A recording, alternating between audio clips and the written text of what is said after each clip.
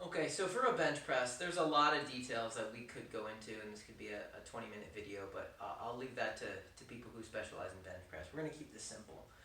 Couple keys, we're going to make sure we're really grounded into the ground with our feet. So the bench press is a full body exercise. So you'll see when I go to do this that my feet are really getting into the ground.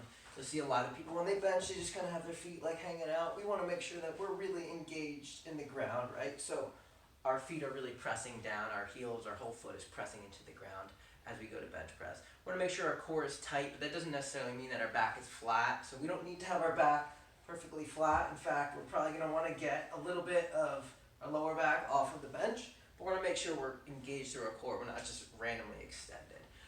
And then some really important parts, we're going to make sure that our scaps are pinned down, right? So our scapulas are engaged and pressing into the bench the entire time. We don't want them coming off of the bench. That's going to cause some bad things in the front of the shoulder.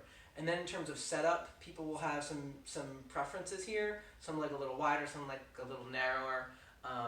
Basically, the thing I really think is important is make sure that from your fist to your elbow it's a straight line, that you're not doing this weird thing with your wrist, and that when you're at the bottom you're not inside here. So we want to make sure there's kind of a straight line as we go to press.